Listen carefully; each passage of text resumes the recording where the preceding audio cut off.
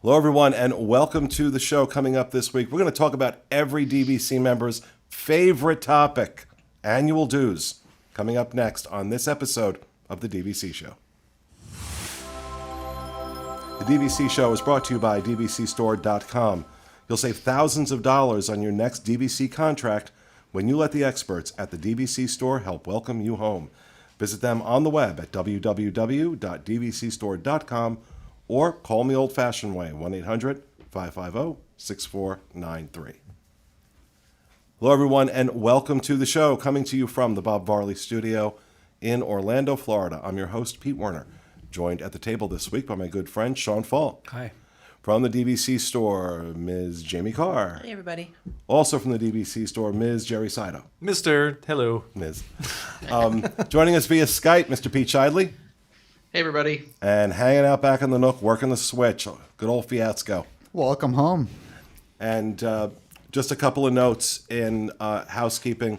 First of all, we have the new Instagram account for the DVC Store on Instagram, of course. The DVC Store is what you go and check out. And having a lot of fun with that right now. Also, we are looking for contributors for the DVC Store blog, paying $25 per article if your article is used. Best way to inquire about getting in on that is to send an email to Sean over here, Sean, SEAN.Falk, FAULK, at DisneyInfo.com. That email address will also be in the show notes right below this video if you are watching us on YouTube. And just another plug to rent out your points, especially we're talking about dues. This is a great strategy if you're looking for ways to pay off your dues. And you've got points that you want to get rid of. DVC Store can help you out. 1-800-550-6493 or shoot them an email, sales@dvcstore.com. I cover everything? I think I did. That's it. All right. So dues. This was my first year of The cure for adenitis is dues coming. it was coming in the mail. pretty especially when you buy, like I bought, I did it in a very short span of time, but I still did a contract here and a contract here and a contract here. Well, when the dues come due, they all come due at the same time. So January is dues month. Technically, they need to be paid by January 15th, but they're not late until February 15th. Right. So, and two ways you can pay your dues, right? You can pay them all at once, or you can auto debit out of your checking account every month. When you have a lot of points, that's a pretty big debit every month, as I've come to find out. I mean, I kind of knew what it was going to be, but yeah, it was like, wow, really? Okay. I still think it's I still think DVC is amazing. I wouldn't change anything, but that was a little sobering. That's what happened to me this year because I added on 160 points this past year, and I got the dues, and I was like, oh, I guess I'm done adding on now. Yeah, well, I was done adding on a while ago, but at least for now. But I'll throw this out there. Mom's 90th birthday is coming up December 10th. And I've got a lot of family coming in, and I wanted everybody in DVC. And, a lot of people were suggesting I walk the reservation, stuff like that. I opted not to do that. Because I had enough points and enough resorts where I knew I could have gotten everything I wanted. I really wanted everyone together at the boardwalk. I didn't think that was going to happen. But lo and behold, at the 11-month mark, I had no problem securing 7 deluxe studios. Wow.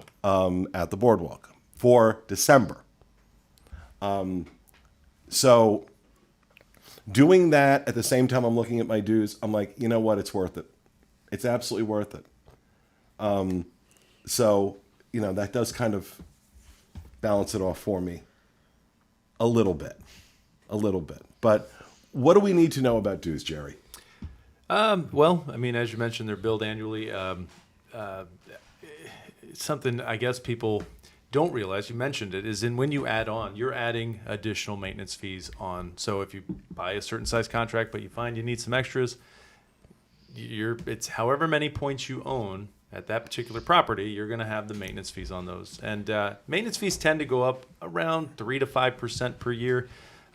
There's been a couple years where it may have gone up higher than the 5%, a couple times where it's gone less than the 5%. And it's not across the board. Each resort has its own budget, so you're going to have a different adjustment each year depending.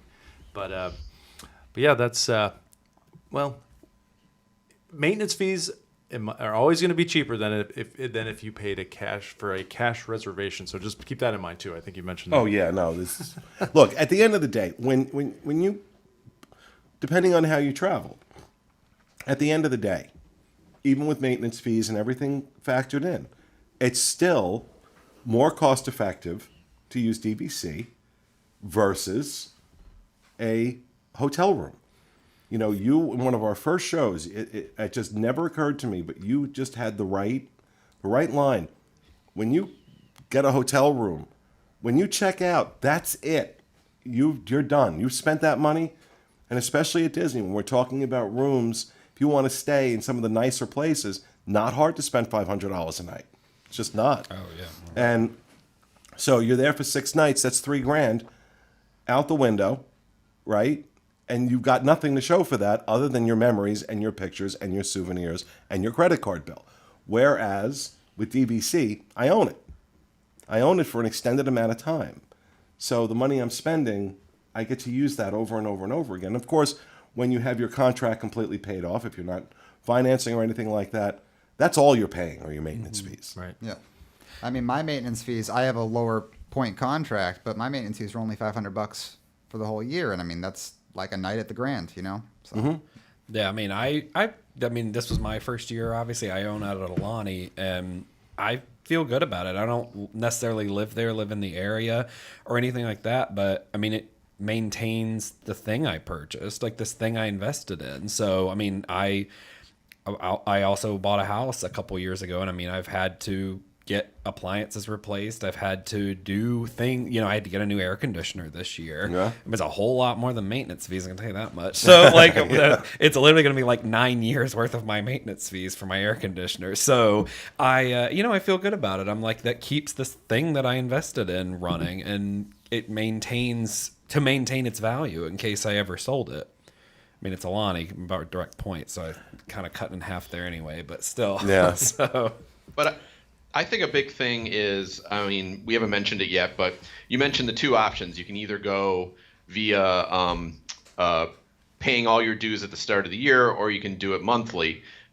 There's no difference there, though, in terms of how much Disney charges you. If you're paying monthly, they're not charging you a fee of any sort for that convenience or whatever you want to call it, of doing it on a monthly basis. And I find that to be fantastic, because whether I was DVC or not DVC, I was going to Disney World, and I would have to pay for my room. I'd have to pay for it all in one big chunk. So it might cost me $2,000, $3,000 all at once. With the maintenance fees, I can spread it out over the year. I don't pay any penalty for doing that. So now, even though, I got 400 points, I'm still only paying $200 some a month. So it's not as punishing all at once to have this big bill for your room. You can kind of have it spread out. So, even though it's certainly not cheap, but, I think it feels better to be able to do that. Yeah, the only difference is that if you do the month by month basis, they want a direct draft to a bank account, whereas if you pay it all up front, you can just use a credit card, that's the only difference. Yeah, but I decided to do month to month just because, I've got 1,300 points, I think. So my dues were, wasn't going to throw that all on a credit card. Because, it is the same amount broken up, and I'd rather do it that way. But now, where do you feel? Obviously, we know Vero Beach, Hilton Head, those are the ones, those point price per point to buy is a lot lower. Those maintenance fees are astronomical. we're talking about, what is it now? $10.13. Is it Vero, now over 10 at Yeah, Vero? and then Vero, I yeah. think Hilton Head's 9.1, $9.11, yeah. $9.10. Yeah. So yeah, they're getting up there for those two locations. Yeah. And at Walt Disney World, best bang for the buck, in your opinion, when you're looking at dues and maintenance fees?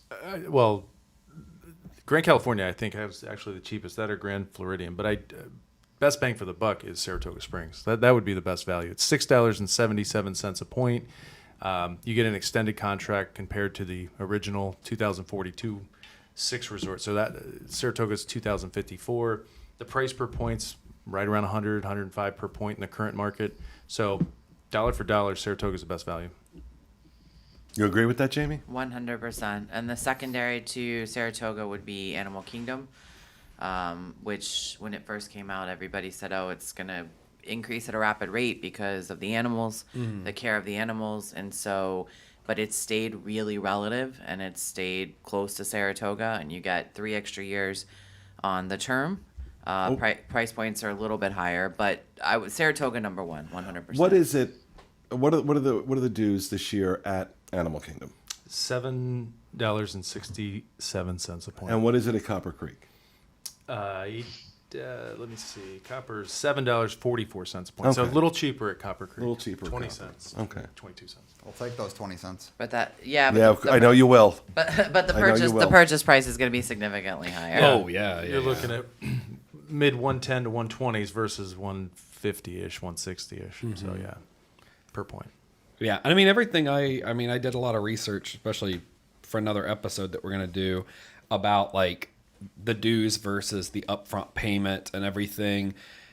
For me personally, it wasn't enough to dissuade me from even with Vero and Hilton Head. I mean, you are talking a couple of extra dollars per point when you really added it up over time compared to paying like $70 a point for Vero Beach. Like you really still came out ahead there. It's just it ends in 2042, so you also have to factor that in of like how long am I getting for adding all this up, and that's really With Vero or Hilton Head, it's like an 8 to 10 year difference. So Right. you're going to own it 8 to 10 years at a value, and then Yeah. after that 8 to 10 years, you're now going to be paying more than if you would have bought a Saratoga or Yeah. something else.